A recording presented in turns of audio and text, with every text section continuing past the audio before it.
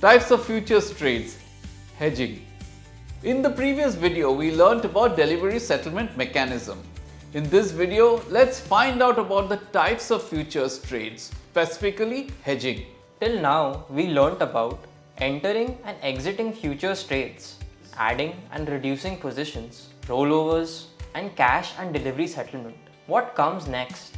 In these video lessons, we are going to learn in brief about some types of trades that are done through futures, namely 1. Hedging, 2. Speculation, 3. Spread trading, and 4. Arbitrage. We will look at these trades one by one and go into details in later videos. Hedging with futures. Hedging sounds complicated. What does it actually mean? Hedging with futures is the most common way for hedging commodity exposure.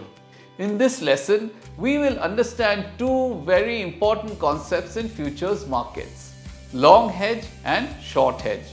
Both of these are types of hedging, and hedging simply means taking a futures position to reduce the risk of an unfavorable price movement in the physical market. So, the purpose of hedging is not mainly speculation. The purpose is protection.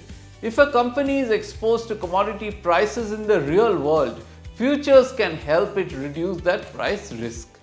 That means commodity futures help real businesses. Exactly. Let us now understand the two types. 1. What is a long hedge? What is a long hedge? A long hedge means buying futures now to protect yourself against the risk that prices may rise in the future. The long hedge strategy is used by consumers, exporters, importers, dealers, traders, processors, manufacturers, fabricators, and so on, who have an exposure or who intend to take an exposure by buying in the physical market and want to lock in prices. The purpose is to protect oneself against a possible increase in the price of raw material or commodity of interest.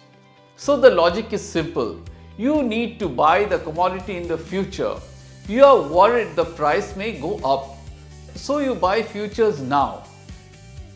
This is called a long hedge. Can we go through a real example? Sure. Suppose a manufacturing company knows it will need 5,000 kg of aluminium in 3 months. The current 3-month aluminium futures price is Rs 330 per kg. The company is concerned that aluminium prices may rise, so it takes a long position in aluminium futures. 3 months later, the spot price rises to Rs 345 per kg. For its raw material purchase, the company must now pay additional 345 minus 330 equal to Rs 15 per kg. For 5,000 kg, the company must pay an additional Rs 15 into 5,000 equal to Rs 75,000 to purchase aluminium in the physical market. However, the futures prices has also risen from Rs 330 to approximately Rs 345 per kg. The gain on the long futures position is Rs 345 minus Rs 330 into 5,000 equal to Rs 75,000. The Rs 75,000 futures profit offsets the Rs 75,000 increase in the cost of buying aluminium. Therefore, ignoring transaction costs and cost of carry, the company effectively locks in a purchase price of approximately Rs 330 per kg. This is called a long hedge because the company buys futures to protect itself against a rise in the price of a commodity it plans to buy later. So the goal is mainly price stability and protection against future price increases. Absolutely right. In this video, we learnt what we mean by long hedge with an example. In our next video, let's find out what a short hedge means.